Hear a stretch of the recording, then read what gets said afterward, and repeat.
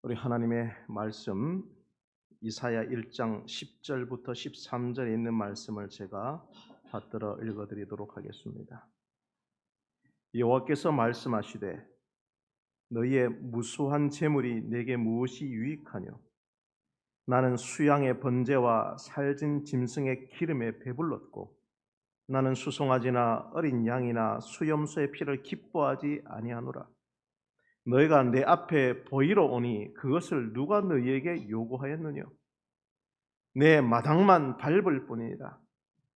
헛된 재물을 다시 가져오지 말라.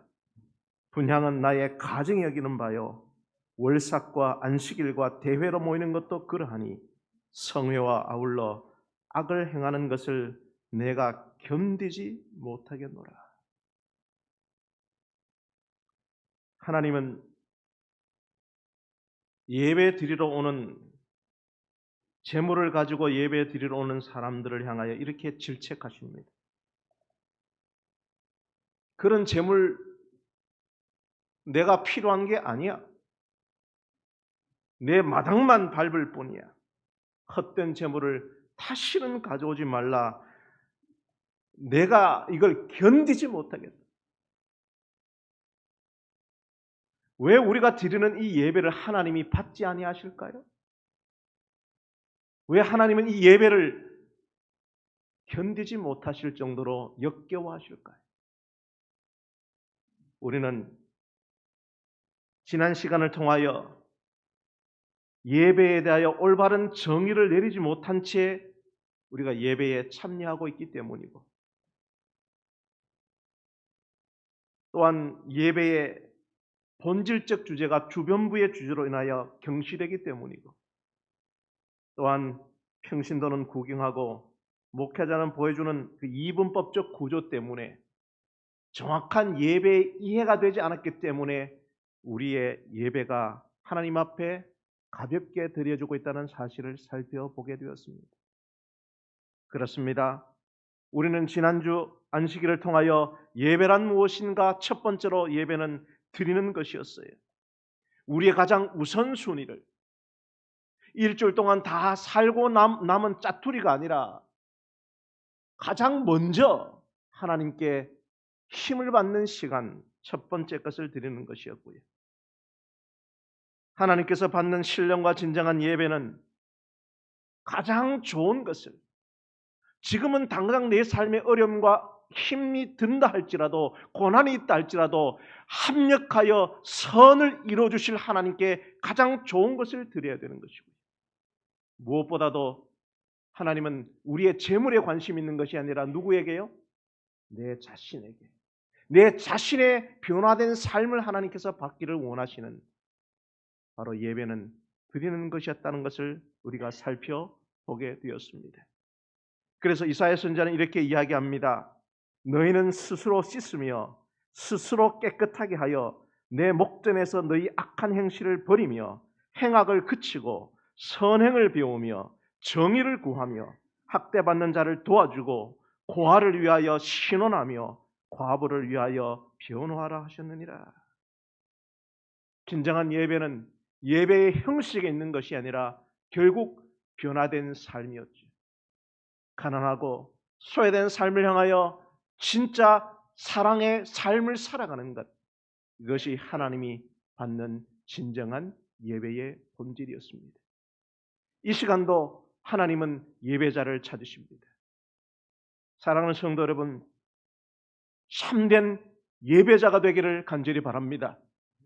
목사가 되기 전에, 장로가 되기 전에, 교회의 여러 사역자가 되기 전에 하나님 앞에 신령과 진정으로 이르는 예배자가 되기로 결심하게 되기를 간절히 바랍니다.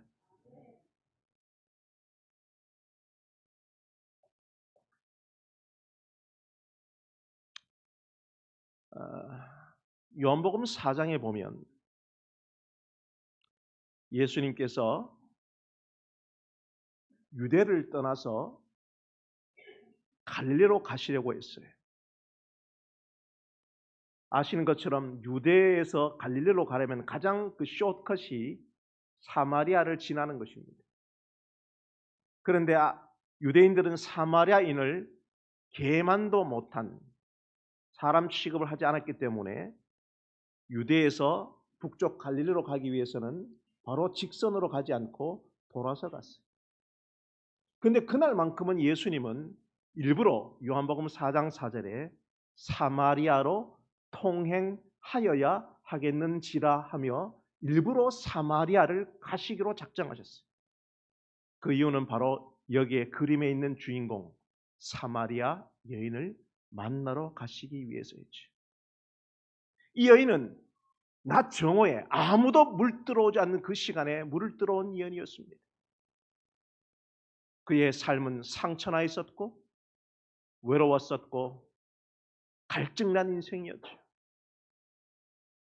사람의 눈을 피하여 그 정오에 남들은 다 시에스타 낮잠을 자는 그 시간에 혼자 몰래 물 들어온 그 여인을 예수님은 만나러 가셨죠. 거기서 이 성경은 의외의 스토리가 전개됩니다. 이 사마리아 여인과 예수님이 예배 논쟁에 빠진 것입니다. 어디서 드리는 예배가 진짜 예배인가? 사마리아에서 드리는 예배가 진짜 예배인가? 예루살렘에서 드리는 예배가 진짜 예배인가? 이렇게 직접 교회에 나와서 드리는 예배가 진짜 예배인가? 지난 코로나처럼 집에서 온라인을 통해서 지금 유튜브로 드리는 예배가 진짜 예배인가? 여러분 어디가 진짜 예배일까요? 이 장면을 아주 영감 있게 그림을 그린 렌 베버라고 하는 사람이 그린 이 그림을 한번 보십시오.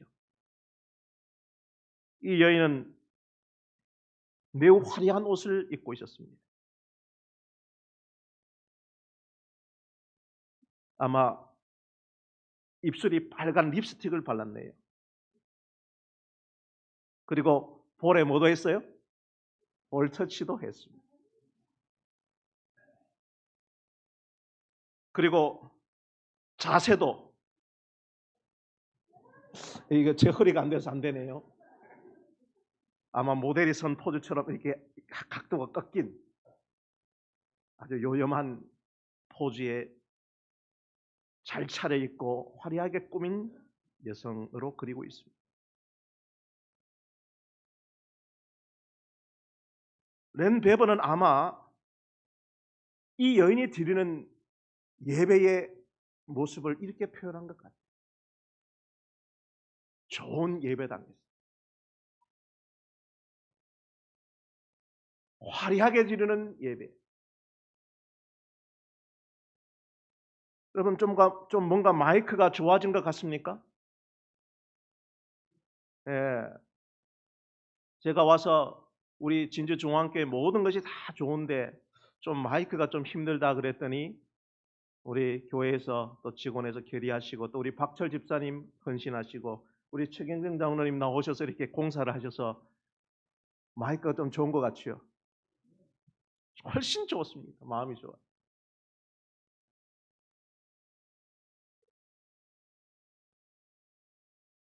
그런 예배를 말하는 것 같아요. 화려한 예배, 잘 진행되는 예배. 그런데요, 예수님은 이렇게 말씀하십니다. 이 물을 마시는 자마다 다시 목마르리라. 저렇게 화려하게 꾸민 잘 준비된 예배를 아무리 드려봤자 다시 갈급한 것. 매한식을 드려지는 이 예배에 참석해봤자 하나님이 원하는 진정한 예배가 아니라 오히려 다시 목마르는 예배. 예수님은 이렇게 말씀하십니다. 내가 주는 물을 마시는 자는 영원히 목마르지 아니하리니 내가 주는 물은 그 속에서 영생하도록 솟아나는 샘물이 되리라. 진정한 예배는 예배의 화려한 형식에 있는 것이 아니라 저 여인이 들린 물동기가 아니라 샘물 자체 근원이신 예수 그리스도를 만나는 것이죠. 사랑하는 성도 여러분, 우리 진주중앙교회에서 드리는 예배가 참된 샘물이신 예수님을 꼭 만나고 가는 예배가 되기를 간절히 바랍니다. 그게 진짜 예배인 거예요. 왜 이렇게 예배가 중요한가? 특별히 예배 공동체로서의 우리 재림교회는 이 예배에 관하여 어떻게 생각하고 있는가? 우리 장병호 목사님이 쓰신 우리 재림교회의 예배학이라는 책의 내용을 정리한 것입니다. 예배는 인간 창조의 목적과 매우 관련이 깊은 것이죠. 하나님은 우리를 창조하셨을 때 하나님의 영광을 위하여 예배드리기 위하여 우리를 지으셨습니다. 두 번째, 예배는 영적 중생, 희락의 화목, 충성스러운 선교, 하나님께 대한 절대적 순종을 담고 있는 그리스도 안에서의 새 생명의 증거이며 성령의 열매를 예배를 통하여 나누는 경험을 하게 한다고 예배의 목적을 기록하고 있습니다. 세 번째로, 역사의 종말을 살아가는 남은 무리인 재림교회는 예배 중심의 신앙 공동체입니다. 우리의 가고 있는 기별, 안식일, 하늘 성소, 재림, 새 천사의 기별 모두가 예배와 관련된 것이죠. 그래서 네 번째, 재림교회의 전반적인 종말론적 신학체계와 출현 역사가 경배 중심의 예배 전쟁에 그 초점을 맞추고 있습니다. 용이 분노하여 돌아가서 하나님의 남은 자손, 하나님의 계명과 예수 그리스도의 믿음을 지키는 자들과 예배 전쟁을 하는 것이죠. 그것이 제7일 안식일 예수 재림교회의 정체성인 것입니다. 다섯 번째, 결국 예수님께서 다시 이 땅에 오시는 것은, 재림하시는 것은 근원적인 목적이 바로 참된 예배의 회복인 것입니다. 그러므로 제7일 안식일 예수 재림교회, 진주중앙교회가 매우 중요하게 생각하는 주제가 바로 이 예배인 것이죠. 저는 지난 코로나를 경험하면서 하루아침에 교회가 문을 닫고 예배를 제대로 드리지 못하는 그 상황을 경험하면서 저는 이렇게 좀 정리를 해봤습니다. 창세기로부터 요한계시록으로 이어지는 하나님을 향한 예배는 지구 역사의 마지막 주자인 재림교인의 삶의 중심을 관통한다. 갑자기 찾아온 불청객 팬데믹이 서서히 종식되고 있다. 대피소에서 나와 본집으로 돌아갈 때다. 그러기 위해 원래 우리가 가진 예배 순서를 재정비해야 한다. 목회자의 설교 중심에서 회중 참여 중심의 예배를 개발하고 적용해야 한다. 그리고 우리의 전인적 몸으로 하나님을 경배하고 성도 간의 사랑의 교제를 나누어야 한다. 그래서 저는 다시금 회복되는 이 시점에 우리 재림교회의 예배의 변화와 계획을 위하여 하나님이 받으시는 예배가 되기 위하여 고려해야 할 세 가지의 좀 제안을 오늘 이 시간 좀 드리려고 합니다. 특별히 제가 진주중앙교회 와봤더니 안식일 학교의 운영 자체가 코로나 때의 운영을 그대로 계속 진행하고 있습니다. 다시금 돌아와야 합니다. 아주 많은 것들에 관하여 앞으로 변화가 있겠지만은 그 변화를 위하여 함께 고려해야 할 것이 있습니다. 첫 번째로, 재림교회의 고유의 예배 순서와 형식을 재정비하는 것입니다. 그렇습니다. 현재 우리가 드리는 예배 순서는 재림교회에서 권장하는 표준에 따른 것입니다. 이 예배 순서에는 우리가 아는 것처럼 그냥 단순한 예배 순서가 있는 것이 아니라 재림교회만의 독특한 기별과 정신이 다 담겨 있는 것입니다. 그래서 이 예배의 형식은 그 자체로서의 메시지를 담고 있으며 그것은 재림교회의 독특한 예배 문화인 것입니다. 그래서 시대와 문화에 맞게 형식에 발전할 수 있으나 과도한 변형은 지양해야 하는 것입니다. 왜냐하면 온전하고 풍부한 예배 재현을 방해할 위험이 크고 더 나아가 과도한 형식 파괴는 재림교회의 역사와 신학 그리고 전통만 파괴하는 것이 아니라 우리가 가진 메시지 그 기별에까지 파괴할 수 있기 때문이죠. 그래서 저는 이 예배 순서, 진주중앙교회가 지금까지 드려왔던 예배의 이 모든 순서를 매우 존중합니다. 왜냐하면 레위기, 여러분 성경을 연초부터 읽어 나가시면서 가장 걸림돌이 어디입니까? 레위기. 읽었습니까? 안 읽었습니까? 읽었습니까? 대단합니다. 제가 내년부터 저와 함께 성경 통독을 해가려고 지금 계획하고 있습니다. 저와 함께 하시면 매우 재미있는 성경 통독이 될 것입니다. 레위기도. 자, 보세요. 레위기의 중심에는 한 가지 질문이 흐르고 있습니다. 거룩하신 하나님 앞에 죄 많은 인간이 어떻게 나아갈 수 있는가? 이 질문은 시대를 초월하는 신앙 핵심 문제이죠. 이는 아담이 에덴 동산에서 쫓겨난 이후 모든 인류가 직면한 근본적인 딜레마입니다. 우리가 이 예배를 통하여 하나님께 나가는 것이죠. 그래서 레위기는 그 모든 핵심은 그 규칙 자체가 바로 예배입니다. 거룩하신 하나님께 나가는 길이 무분별하게 열려있지 않다는 사실과 거룩하신 하나님 앞에서는 반드시 거룩함이 요구된다는 진리가 이 책 전체를 관통하고 있습니다. 그래서 레위기에는 헌물과 희생물의 규례가 기록되어 있고 제사장 직무의 책임이 강조되며 거룩함이 훼손된 경우 생명마저 위태워질 수 있다는 엄중한警告가 담겨 있습니다. 이는 하나님께서 냉혹하시기 때문이 아니라 하나님께서 참으로 거룩하신 분이기 때문이며 동시에 자신의 백성을 깊이 사랑하시기 때문이죠. 그래서 레위기의 기별이 딱딱한 규칙처럼 되어 있는 것이 아니라 그 규칙 속에 있는 하나님께서 놀라운 하나님께 나가는 방법이 기록되어 있는 것입니다. 이 예배의 순서가 그런 것입니다. 딱딱한 것이 아니라 이 순서마다 하나님께 나가는 특별한 메시지가 포함되어 있는 것입니다. 그래서 재림교회는 2008년에 1월 24일 행정위원회 결의를 통하여 한국 재림교회 예배 지침을 이렇게 기록해놨습니다. 이미. 왜냐하면 그동안 재림교회 예배는 설교에 치중된 예배였습니다.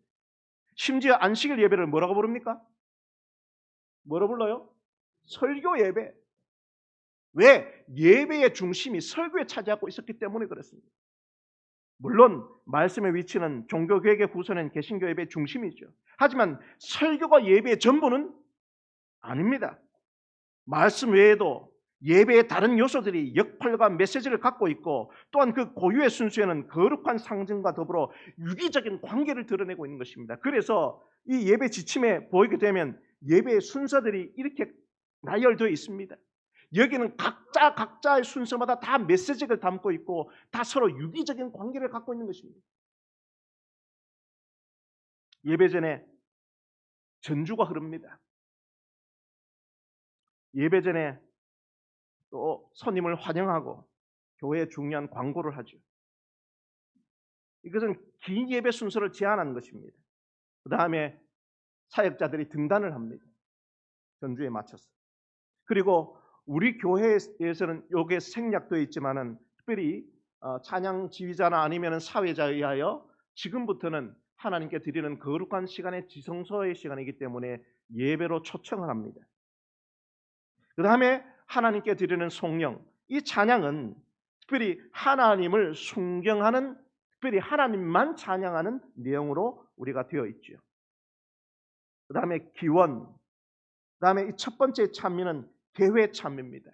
이것은 금방 말한 것처럼 특별히 우리 찬미가 아예 경배와 찬양, 예배 카테고리의 경배와 찬양 15장부터 51장의 찬양만 우리가 찬양합니다. 왜? 이것은 다른 내용이 아니라 신앙의 간증이 아니라 하나님만 오로지 찬양하는 내용으로 담고 있고 특별히 이 찬양은 하나님께만 예배 드리도록 특별히 작곡되었기 때문입니다.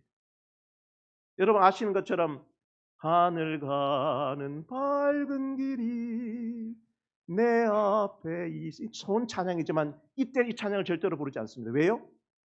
이것은 원래 하나님께 드리는 찬양으로 작곡된 것이 아니라 애니로리, 영국의 가곡이기 때문입니다. 이것이 너무 좋아서 찬양곡이 된 것이죠. 그래서 이 첫 번째 찬양은 그런 밖에서 온 곡조가 아니라 내용이 아무리 좋더라도 하나님께만 드리도록 작곡되고 가사가 된 찬양을 우리가 드리는 것입니다. 그 다음에 이 기도, 그 다음에 하나님께 드릴 헌금, 그리고 우리 교회는 교독으로 되어 있지만 성경 봉독, 앞으로 우리 교회에 어떤 변화가 있다면 이 성경 봉독 시간이 있다면 저는 우리 교회 어린이들부터 좀 다 시키기 원합니다. 그래서 앞에 나와서 말씀을 함께 보고 함께 예배드리는 순서가 되었으면 좋겠다는 생각도 합니다. 그다음에 우리 찬양대 특별한 하나님께 드리는 찬양, 그다음에 말씀, 특별히 어린이 설교, 어린이를 위한 사역도 우리 교회에 있고요. 그다음에 이 폐회 찬미는 다양한 내용, 특별히 우리 회중 개인의 부르심, 헌신, 순종, 확신, 영접 이런 내용을 담고 있는 그런 찬양으로 마지막 찬양을 드리게 되죠. 그 다음에 마지막 축도하고 묵도하고 후주를 합니다. 이것이 긴 예배 순서고 짧은 예배 순서는 이렇게 제한되어 있고 그 다음에 세 번째 진주중앙교회가 받아들이고 있는 예배 순서를 제한하여 우리가 지금 이렇게 예배 드리고 있습니다. 제가 말씀드리는 것은 이 모든 순서 하나하나마다 설교가 가장 중요한 것이 아니라 하나마다 의미를 다 담고 있고 이 한 순서 한 순서를 통하여 우리가 죄 많은 인간이 하나님께로 갈 수 있는 모든 방법이 레위기처럼 기록되어 있다는 거죠. 그래서 우리가 처음 예배 드리면서 목사님이 기도합니다. 이것을 기원, 인보케이션이라고 말하죠. 이 기원은 우리 하나님의 임재를 간언하고 예배의 축복을 기도하는 중요한 기도입니다. 특별히 하나님의 임재, 이 예배를 하나님 받아달라고 임재를 기도하는 것입니다. 그 다음에 오늘 우리 박경규 장로님이 드린 이 기도는 소위 일반적인 기도이지만 특별한 기도 제목이 있습니다. 그것을 보통 목회기도, pastoral prayer라고 이야기하는데요. 제사장의 기도입니다. 이때에 드리는 기도의 다른 어떤 내용보다 이때 드리는 모든 기도의 핵심은 우리 모든 회중의 죄 사함을 위한 기도가 들어가야 합니다. 이것이 소위 제사장적 기도라고 부르는 일반적인 두 번째 기도에 필요한 예전인 것입니다. 그리고 마지막에 이 예배가 마치면 목사님이 축도하죠. 베네딕션 합니다. 보통 우리가 많이 하는 것이 아론의 축도, 하나님은 얼굴을 너에게로 향하사 복 주시기를 원하며 이렇게 시작하는 아론의 축도도 있고 가장 많이 하는 사도 바울의 축도가 있죠. 예수 그리스도의 은혜와 하나님의 사랑과 성령님의 교통하심이 온 회중에 있을지어다라고 선포하는 축복의 기도가 있습니다. 이것은 매우 중요한 기도입니다. 성도 여러분들이 이 교회에 나와서 하나님으로부터 직접 축복을 받는 기도이므로 이 축복의 기도는 성례전에서 매우 중요한 것을 차지하고 있죠. 그렇습니다. 우리가 드리는 이 예배는 많은 것이 변해야 될 것이 있습니다. 바꿔야 할 것이 있고요. 그러나 왜 이 교회가 예배가 뜨겁지 못하고 예배가 하나님께 드리지 못함에도 불구하고 이 예배의 순서를 바꾸지 못하는가? 그것은 가장 중요한 근본인 참된 기준을 몰라서 그런 것입니다. 이것은 절대 변하면 안 돼 라고 하는 것이 알아야 변할 수도 있는데 변하는 것과 변하지 않는 것을 구분 못하니까 아무것도 못하는 것입니다. 그렇습니다. 여러 시대를 거치면서 많은 교회들이 동일한 순서와 동일한 광고 그리고 똑같은 찬양, 동일한 형식의 기도로 예배를 드리고 있습니다. 우리는 예배 인도자로서 서로 다른 문화에 다른 모양의 예배가 있음을 이해하고 존중해야 합니다. 그러나 우리는 현대 사회의 경향에 따라 변화된 예배 순서를 적응하는 일을 꺼려합니다. 그 결과 교회는 변화에 실패함으로써 그 영향력을 잃지요. 그러나 반대로 예배의 독특한 목적을 이해하고 보존하지 않는 채 변화를 도입함으로써 교인들을 잃을 수도 있습니다.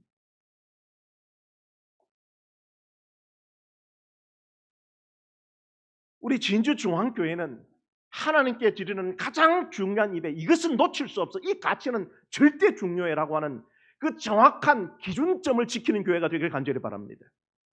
이게 교회가 가장 중요한 역할 중에 하나예요. 이 세상에 수많은 사람이 기준이 없어요. 그러나 진주중앙교회는 아무리 세상이 변하더라도 하나님께 드리는 드리는 예배는 이런 예배가 되어야 돼라고 진주중앙교회가 기준을 잡는 교회가 되길 간절히 바랍니다. 그래야지만이 변화도 가능한 거예요. 기준이 잡히면 이거는 좀 바꿔도 돼 라고 가는 것이죠. 아무쪼록 우리 진주중앙교회 모든 성도 여러분들이 하나님께 드리는 이 예배가 반복되고 반복되지만 하나님이 못 견딜 정도로 이 예배를 받지 않는 예배가 아니라 이 예배를 좀 더 하나님 앞에 재림교회에서 예배로 재정비하고 잘 준비하여 하나님이 흠령하는 예배로 함께 만들게 되기를 간절히 바랍니다. 자, 두 번째로의 제안이, 두 번째 제안은 회중의 능동적 참여가 일어나는 예배를 만들었으면 좋겠다는 거예요. 종교개혁은 마틴 루터에 의해서 시작되었지만 그것이 끝난 것이 아닙니다. 여기에 기록된 것처럼 처음에 종교개혁은 사람들에게 하나님의 말씀을 돌려주는 것이죠. Returning word to the people. 소위 성직자에게만 있었던 이 성경을 온 성도들에게 돌려주는 것이 첫 번째 종교개혁이라면 지금 현재 진행되는 종교개혁은 바로 무엇이냐면 온 성도들에게 바로 이 예배를 돌려드리는 것입니다.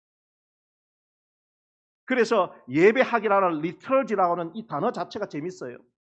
이 헬러 레이투르기아, 라틴어 레이투르기아에서 나왔는데요. 그 뜻 자체가 사람들이 함께 행하는 노동이에요. 여러분, 이 예배를 위하여 지금 누가 지금 노동을 하고 있습니까? 네? 여러분, 이 예배 드리기 위해서 누가 제일 노동을 많이 하고 있습니까?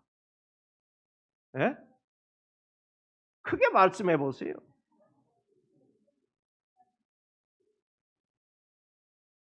보세요. 예배는 관람하는 행사가 아닙니다. 이게 목회자 중심이 되다 보면 늘 우리는 예배를 본다 그래요. 예배를 본다. 그죠? 일반적으로 예배에서 설교자를 배우로, 하나님을 후원자로, 회중을 관객으로 생각하는 경향이 있죠. 그러나 하나님이 받는 예배의 본질은 뭐냐면 참된 예배는 회중이 뭐가 되고 배우가 되고 여러분들이 배우가 되어야 돼요. 그리고 설교자는 뭐가 되고 여러분들을 위한 후원자가 되고 다음에 하나님이 뭐가 되어야 돼요? 관계. 이게 진짜 예배라는 거예요. 그래서 우리 찬양대 찬양을 드리면 하나님이 다 보고 참 좋다. 우리 어제 저녁에 우리 박영규 장로님, 오미숙 집사님 두 분이 피아노 치고 찬양하는데 이야 하나님이 얼마나 좋았을까요? 입이 막혀요.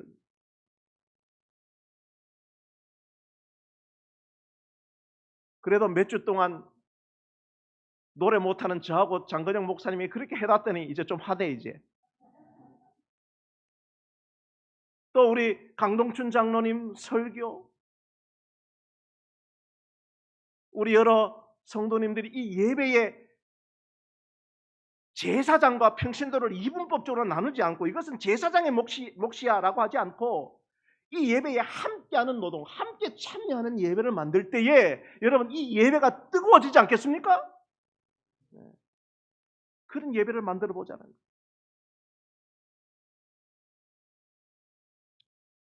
찬양도 드리고 기도도 드리고 헌물도 드리고 여러분이 갖고 있는 모든 재능을 다 하나님께 동참하여 드릴 때에 하나님은 예배를 받으신다는 것이죠. 자, 마지막 세 번째로 제가 제안을 드리고 싶은 것은 몸을 통한 전인적 예배를 만들라는 것입니다. 이게 굉장히 중요한 부분입니다. 여기서 코이노니아라는 단어를 사용하고 있는데요. 이것은 매우 성경의 독특한 용어인 것입니다. 코이노니아는 그냥 모여서 즐겁게 노는 것이 아닙니다. 성경에서 사용된 코이노니아는 하나님의 그 사랑 관계 안에서 누리는 자유를 의미합니다. 알렉산더 슈메만이라고 하는 그리스 정교의 예배학자는 이렇게 굉장히 중요한 비판을 합니다. 그리스 정교회에서 기독교를 바라볼 때 기독교의 진짜 비극은 뭐냐? 세상이나 진보적 유물론과 타협했다는 사실이 아니라 오히려 그 반대로 기독교가 몸을 배제하고 지나치게 영성화된 거예요. 뭘 말하는가? 예배가 너무 관념적으로 바뀌었다는 거예요. 여러분 예배가 무엇인가?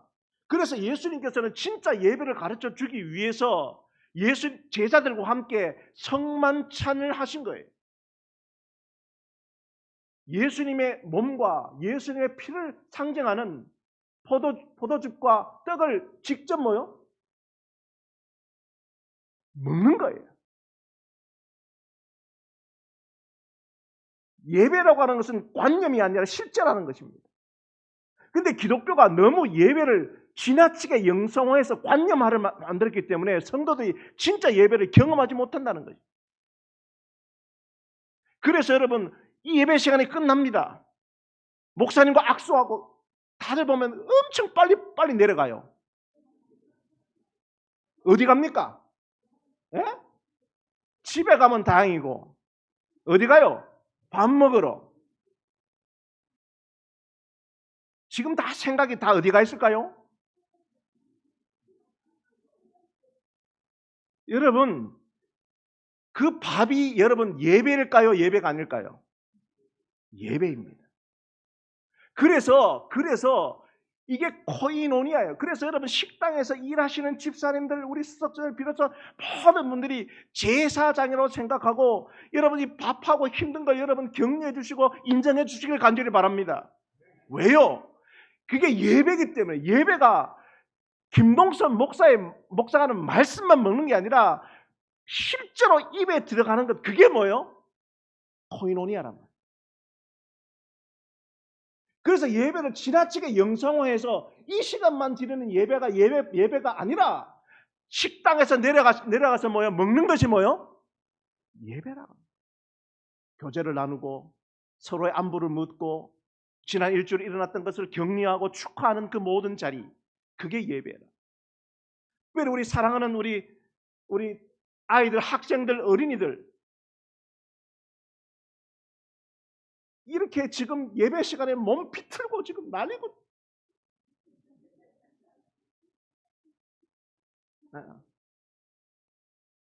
이 아이들이 예배가 관념적인 것이 아니라 뭐요?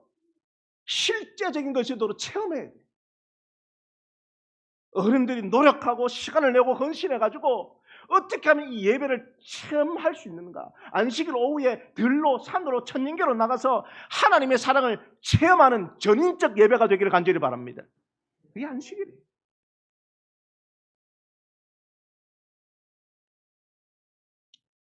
저는 신학생 때에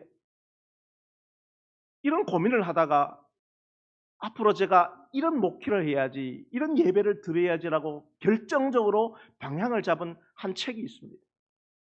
바로 이 책이 바로 그 책이에요. 하나님 나라는 파티입니다. 이 토니 캠펄로라고 하는 미국의 신학자이자 사회학자 목사님이 여름에 휴가를 맞이해서 미국 본토에서 하와이 호놀룰루 공항으로 휴가를 갔어요. 미국은 땅덩어리가 커가지고 같은 미국이지만 시차가 차이가 나가지고 호놀룰루 공항에 도착하고 호텔에서 짐을 다 풀었더니 새벽 3시가 넘었어요. 그 시간은 평소에 자기가 아침 먹는 시간이야. 그러니까 잠을 못 자겠어요. 그래서 밖으로 나왔습니다. 좀 배를 채우기 위해서. 문은 다 새벽 3시에 문은 다 닫혔어요. 그런데 저기 보니까 한 집이 불을 켜고 있어요. 펍이었습니다. 레스토랑, 작은 펍 레스토랑이었어요. 그래서 들어갔어요. 뭐 먹을 만한 게 없나 봤더니 다른 건 뭐 다 없고 새벽에 있는 것은 커피 한 잔과 이 토스트 하나였어요. 주문을 했습니다. 앉아서 먹고 있는데 새벽 3시 반 정도 됐는데 갑자기 여자들 7, 8명이 후루 들어오는 거예요. 막 시끄럽게 막 떠드는 거예요. 가만 보니까 주위에서 술집에서 일하는 다 창녀들이었습니다. 그래서 오늘날 일어났던 일들을 이야기하다가 어느 한 친구가, 여자가 이렇게 얘기했어요. 얘들아, 내일 나 생일이야. 근데 갑자기 옆에 있는 한 여자가, 야! 네 생일이 나하고 뭔 관계 있냐고. 지금 내가 술집 이 창녀로 살아가기 힘든데 여기서 그런 이야기 하지 마라. 너 챙겨줄 사람 아무도 없다. 그 친구가, 야, 나 그런 말도 못하냐. 하면 안 돼. 그래서 이 두 여자가 싸움이 붙었어요. 막 싸움을 붙다가 나갔어요. 그래서 이 토니 캠펄로 교수가 거기에 있는 그 레스토랑 펍 주인장, 그 이름이 헬입니다. 여보시오. 이 뚱뚱한 주인장, 얘들 누굽니까? 이 근처에서 일하는 술집에서 일하는 여자들인데요. 이들이 매일 이 시간에 옵니까? 네, 물론요. 하루 일과가 끝나면 매일 3시 한 반 정도에 와서 여기서 차 한잔 마시고 그렇게 하루를 마무리하고 갑니다. 여보세요, 주인 양반 해리. 내가 하나 제안을 하겠는데, 그 내일 생일하는 사람이 누구예요? 예, 그 여자 이름은 아그네스인데요. 매우 착한 여자죠. 내가 모든 비용을 다 댈 테니까 내일 이 시간에 생일 파티를 좀 해줍시다. 참 좋은 생각입니다. 그래서 아내를 불러다가 내일 케이크를 만들고 우리 생일 파티 해줍시다. 깜짝 생일 파티 해줍시다. 그렇게 된 거예요. 그 다음날 새벽이 되었어요. 불 다 끄고 깜짝 파티 해주려고, 서프라이즈 해주려고 새벽 3시 반이 딱 됐는데 가게 문이 쫙 열리면서 불을 다 켰어요. 생일 축하합니다. 생일 축하합니다. 사랑하는 아그네스, Happy birthday to you. 근데 그 아그네스가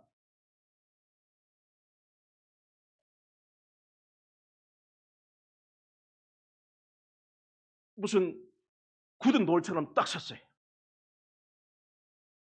아그네스, 빨리 초를 불고 소원을 불어야지.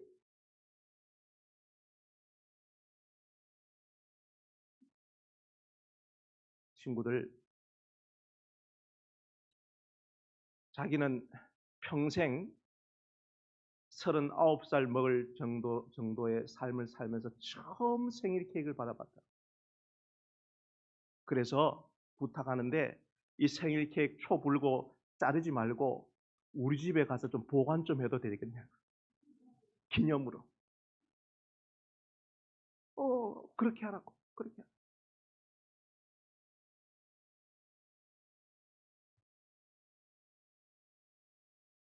그 뒤에 문장을 제가 좀 읽어드리겠습니다. 마치 이 생일 케이크를 신주단지 성물을 모시듯 케이크를 들고 사라진 그 이유입니다. 문이 닫히자 음식점에는 엄청난 침묵이 흘렀습니다. 저는 달리 무엇을 해야 할지 몰랐습니다. 그래서 무거운 침묵을 깨뜨리기 위해 이렇게 말했습니다. 우리 기도하는 게 어떻겠습니까? 지금 생각해보면 한 사회학자가 새벽 3시 30분에 많은 창녀들과 함께 기도하는 기도 모임을 인도하고 있다는 것이 잘 이해가 되지 않았습니다. 그러나 그때 저는 그 일이 옳다고 생각했습니다. 저는 아그네스를 위해서 기도했습니다. 그녀의 구원을 위해 기도했습니다. 그녀의 삶이 변화되기를 기도했습니다. 하나님께서 아그네스에게 자비를 베풀어 주시기를 기도했습니다. 기도를 끝냈을 때 해리가 카운터에 기대에 서서 삐딱한 목소리로 말했습니다. 어이, 이봐요. 당신 왜 나한테 목사라고 말 안 했어? 도대체 당신 어느 교파 목사요? 그때 저는 아주 적절한 말이 하나 떠올랐습니다. 저는 새벽 3시 30분에 창녀들을 위해 생일 파티를 열어줄 수 있는 교파에 속해 있습니다.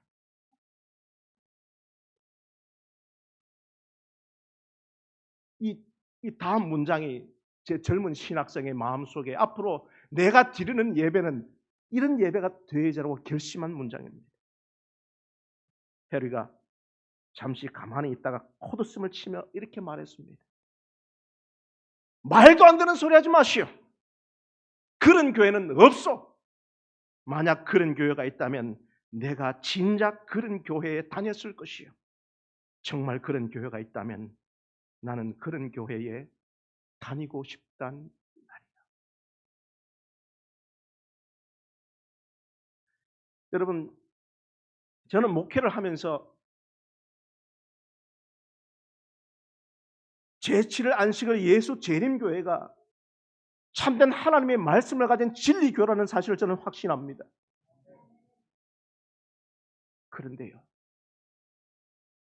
아쉬운 게 하나가 있다면 뭐냐면 우리의 예배의 모습이 우리의 교회의 모습이 사람들은 하나님을 향한 그 진리는 그 다음 단계고 사람들이 갈급해하는 것은 그런 교회를 지금 찾고 있어요.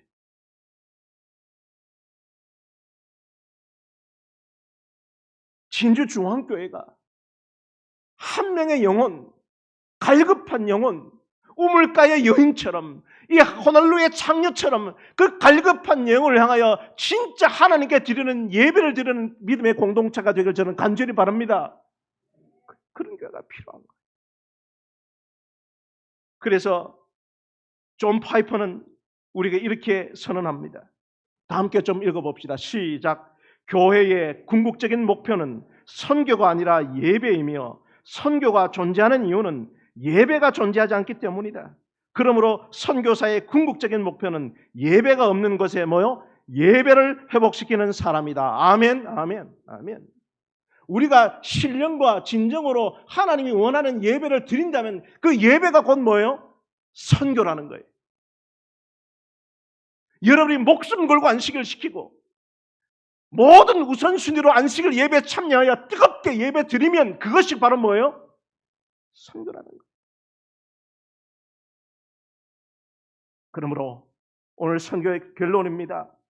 예배는 뭐예요? 선교라.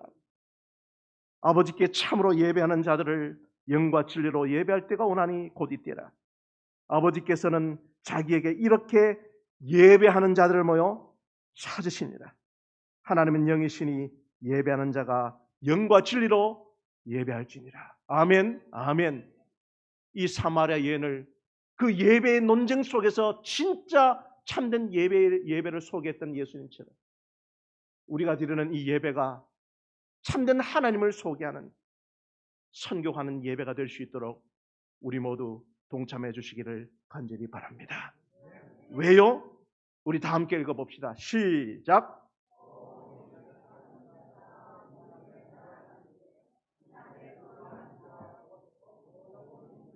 종족과 방언과 백성에게 전할 영원한 복음을 가졌더라.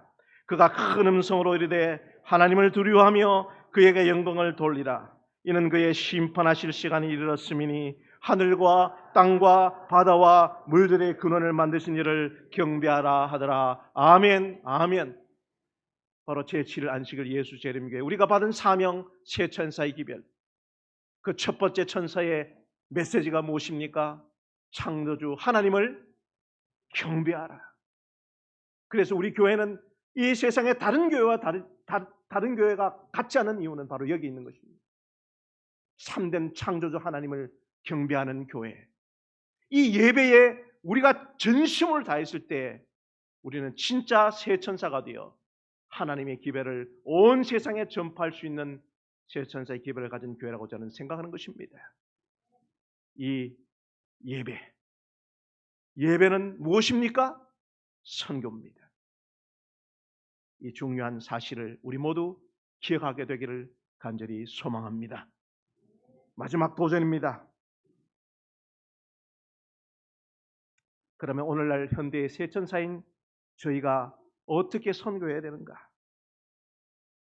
영혼을 그리스도께로 인도하는 가장 효과적인 방법 가운데 하나는 우리의 일상생활에서 그리스도의 품성을 실증하는 것이다. 다른 이에게 끼치는 우리의 감화는 우리의 말보다 우리의 사람됨에 더 크게 좌우된다. 사람들은 우리의 논리에 도전하고 반박하고 우리의 호소에 반대할지도 모른다. 그러나 사심 없는 사랑의 생애는 그들이 반박할 수 없는 논증이다. 그리스도의 온유하심으로 특징 지어진 언행일치의 생활은 세상에서 한 능력이 될 것이다.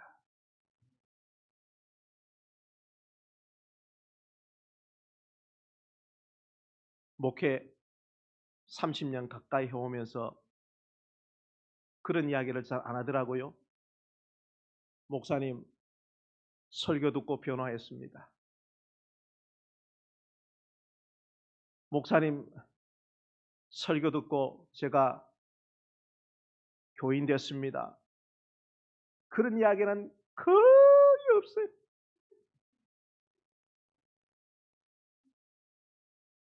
그래서 설교를 준비할 때마다 회의감이 듭니다.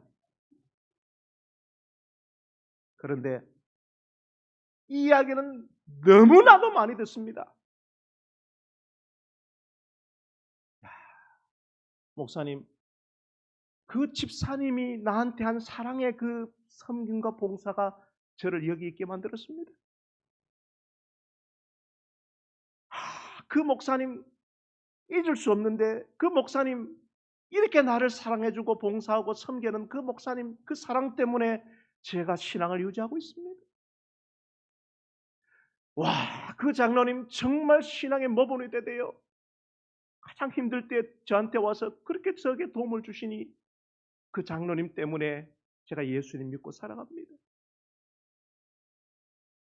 여러분, 제가 섬기는 동안 이 예배를 위하여 열심히 말씀 준비하겠습니다. 그런데 여러분 앞에 하나 더 약속드립니다. 그것보다 김동선 목사 언행일치하는 사람 되도록 하겠습니다. 그래서 섬기고 사랑을 나누어 우리가 드리는 예배가 형식적인 예배가 아닌 진짜 하나님이 받는 예배, 우리의 전 존재가 변화되는 그 예배를 통하여 이 예배가 선교가 되는 우리 신앙 공동체가 되기를 간절히 바라면서 말씀을 마치겠습니다.